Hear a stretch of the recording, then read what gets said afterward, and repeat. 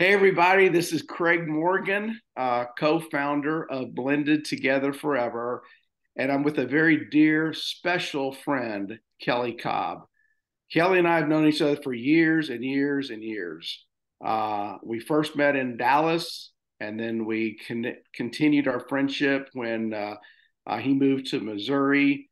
And I've watched Kelly through the years, and he's watched me. And we're going to talk about a very tough subject right here, and it's drinking. I've watched his life. I've watched some pictures of Kelly, and then I've seen the new Kelly. I said, Kelly, your story's too powerful to not share it. And I just want to thank you, Kelly, for your willingness to share this with whoever might listen to it. No, And my pleasure. whatever it could be a blessing and a benefit. So maybe you don't have or have had a drinking problem, but I got a pretty sneaky suspicion you know more people, maybe in your own family like mine, or outside and just friendships that have, and maybe this could bless them. So, first of all, Kelly, welcome. Thank you. First of all, before you go into any Thank kind you. of questions and stuff, tell us about your family and just that journey. Are you single, married, kids, any grandkids, all that stuff, Yeah. so get to know you for a little bit. Well, my name's Kelly, as Craig was saying. I have six kids. I'm a blended family of three and three. I've got my three children, Zachary, Tyler, and Madison, and I've got three new children with Cole, Justice, and Harley. They're all my kids now, and I'm very blessed. That's from a marriage that my wife and I had just had our 6 year meeting anniversary yesterday. So this is all good timing. We got married about a year and a half after that, and then but very blessed. It all has just kind of come together over the last really 6, 7, 8 years now at this particular point, and I'm just very blessed. Been married now for 4.5 years, going on 5 years. Been in this profession that I'm in for 27 years. In regards to my kids, I have a third grandchild coming now, and so we've got very blessed. So now the kids are getting less presents, and now the grandkids are going to be getting pretty much all of them. But with six kids all in their 20s, we think the grandkids are going to start coming by the droves, and we're hoping so. So very exciting times for us. Yeah, that's neat. So you guys can obviously see that Kelly and I have a kindred spirit. We're both blended families. We've got biological children and bonus children. Yes. So we understand the dynamics of living in a blended family, and having maybe an ex-spouse and kids from another partner, and trying to blend it all together and make it one family. So appreciate you sharing that. As you know, Yes. our ministry is Blended Together Forever. So a lot of people that might be watching this will connect with you also on that, from being a blended family.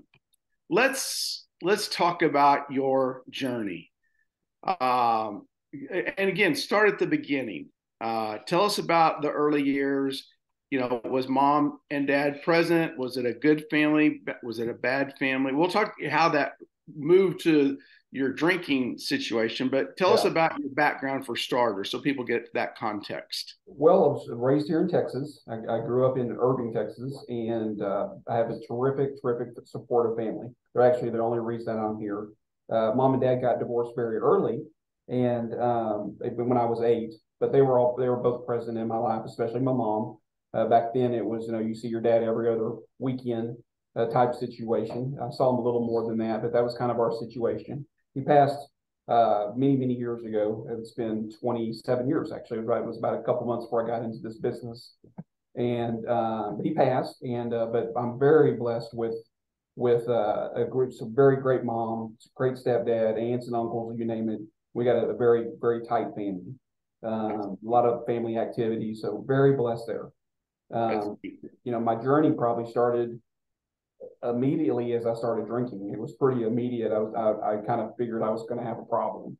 how But old, how old were you, would you say, at that my point when first drink was at 16, which 16? was um, and it was very slow. I was more shy in high school and things like that, and then I noticed I became more outgoing when I started drinking, and it just kind of took a life of its own. And quite frankly, the girl situation picked up. I was actually going on dates for the first time, and but by the time I hit 19, I knew that it was probably growing into something more than I needed, but I enjoyed it. It was something I enjoyed. It wasn't stopping me from excelling in the things that I was doing, in regards to whether it had been early on in regards to sporting activities or school or just in general. I was really enjoying it because my best friend and I, we were both shy kids, so that's just kind of what we were, and it sort of brought out in myself. It brought out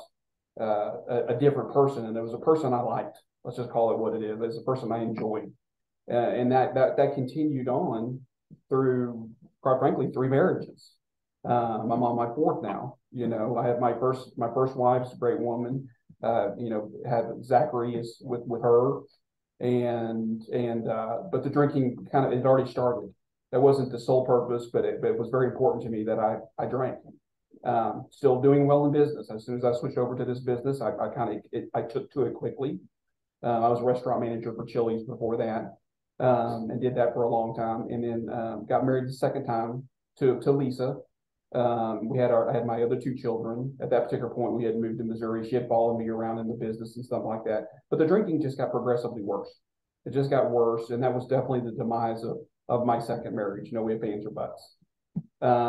Stayed in Missouri a long time, and because obviously I had two fairly newborns for the most part. I had a 3-year-old and a 1-year-old, and I was enjoying Missouri and stayed there, but it got worse and worse. It wasn't that divorce isn't one that I wanted, and it took a toll on me, and that's when it really took off for the next almost 20 years is what it did. And so I was, I've been drinking for, I can't even do the math now, but 35 years, something like that, or it was up to that particular point. It was up to 30 years because I'm 8 years sober now.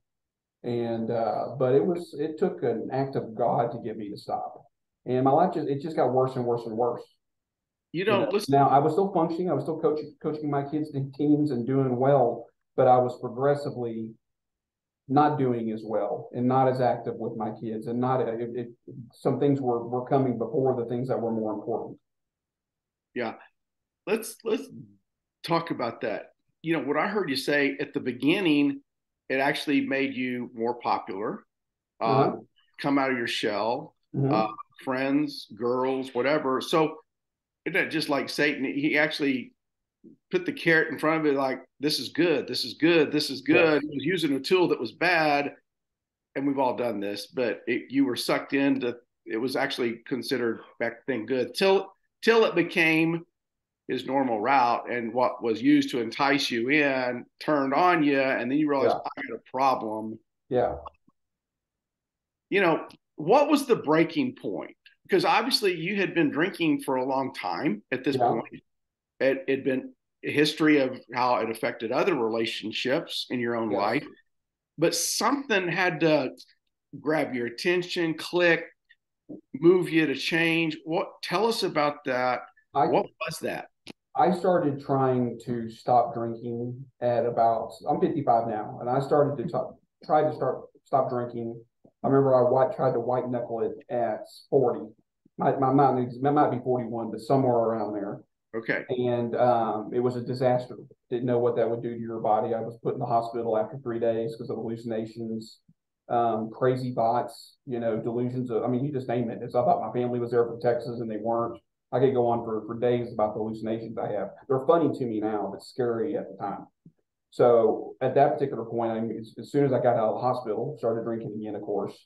Yeah. And after 2 rehab stints, um, technically really 3, if I count one that was in Missouri, 3, and I would come out and I would almost immediately start drinking again, even though I thought the rehab stints were very successful.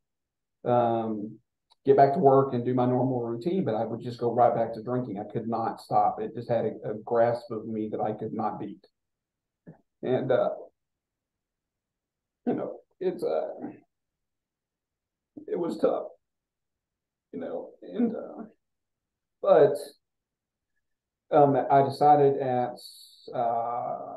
in 2014, it was time for me to get back to Texas. I wanted to wait a little bit longer until both my kids were in college, but it was time for me to get home because I was killing myself there. And it wasn't, anything in Missouri, I thought I needed the family's help. And then and it was just difficult. And I came back in 214. I was full bore. If I had to get up in the morning at 4:30 and drink before I went to work, so I wasn't trembling out of the building, that's what I did, and it's what I did do. It wasn't like that was every day. I had to get up early, and I had to have enough to drink to where I wasn't shaking so much just to get through the day. I wasn't functional at that particular point but when you're a heavy drinker of ammonia, it gets into your brain whenever your liver goes out, and that's what happened to me. I had liver and kidney transplant in 2017. But before that, I didn't know that in 2014. I didn't know I had that issue. I could have probably guessed a little bit because I could tell my health was getting worse. But I could not beat it. I couldn't beat it. I went to that was my last rehab stint. Made it a couple weeks and started drinking it again. And it just would not let me go. And I always felt like I was weak. I always felt like I'm just a weak person, and this is something I should quit. But it got so bad at the end, I couldn't quit because it would kill me. Not without being properly watched, like rehab facilities do, and those things, or a hospital. So I had been in the hospital for my throat basically exploding. I can't remember what the term was, but basically I had to go in and stretch my throat and do all those type of things. But whenever I threw up, it went like I was coughing up blood. It was everywhere. Back up a shower curtain, you faint after it. And it happened to me a second time when I finally had that breaking point that you were. I had lots of breaking points really to answer your questions. I still just couldn't beat it. It wasn't I didn't want to beat it. I just could not do it. And there was the only reason I broke it was the Lord. I finally, when I was in hospital the last time, I broke down. I broke down, and I'm like, I can't do it. And I had looked at it was 12-step programs and all those particular things, but I would go to church and I would go, is he supposed to hit me upside the head? What's supposed to happen here? But that episode in the hospital where I just finally just gave up, and wow, and it was wonderful.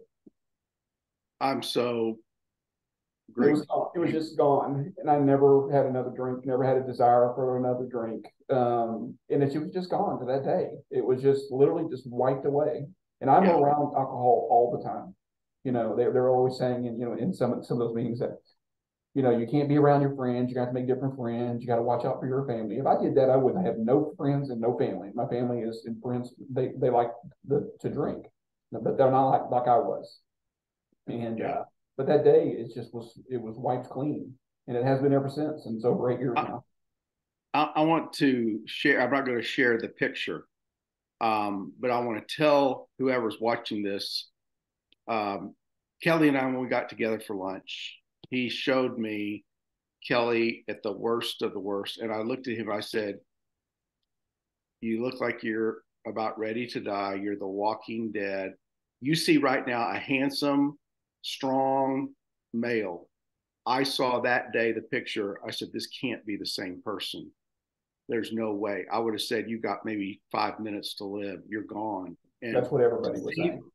To see, again, we won't share that picture, but to see the transformation that God did in his life from literally, as they say, before and after pictures. You're talking today and listening today to a man that is healthy and whole and redeemed and forgiven and set free. But you tried to set yourself free, like I said, I'm white knuckled, I'm going to be determined. You tried to do all that until you basically just said, I give up. I surrender. I can't do that. God, you have to do it, because if you don't, I'm toast. I can't stress that enough, because that's what it did it for me. That's what's when I do talk to people, if they request to speak to me and hear my story, because I will share this with anybody. That's the deal. That's it. That is what will take care.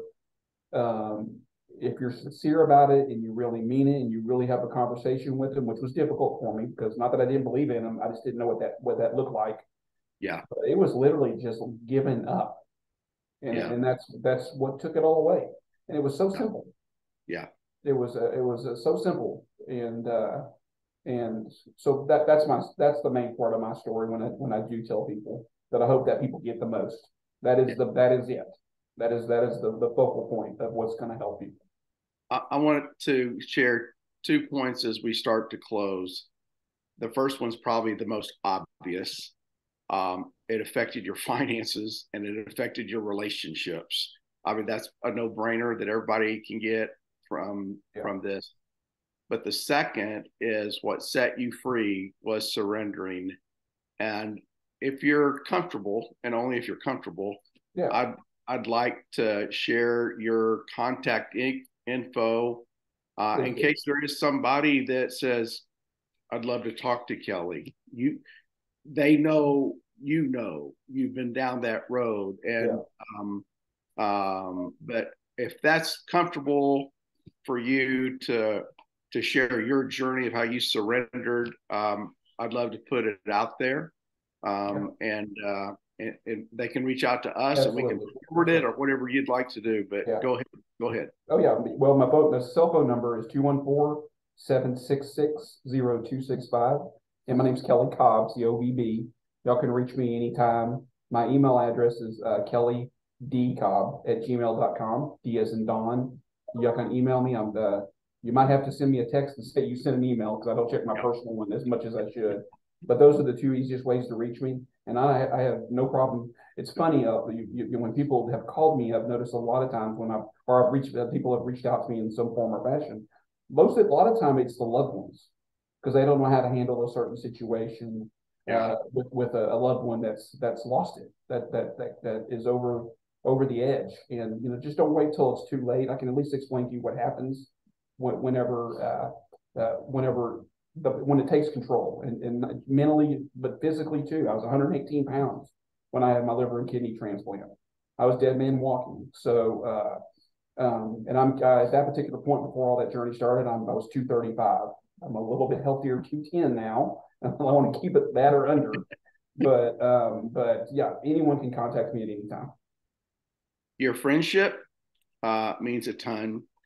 Your tears, just sharing the story, shows how God has touched your heart, and being set free is for Kelly and for you and for your family and for anybody else that might be going through this. So thank you. In case anybody wants to reach out, you know how. Kelly, thank you for doing this. We will obviously stay in touch My pleasure. and keep this posted. But for what you shared for everybody, I pray the good Lord can multiply it. It can be passed on and sent out. So thanks again for doing this. Absolutely. My pleasure. Thank you.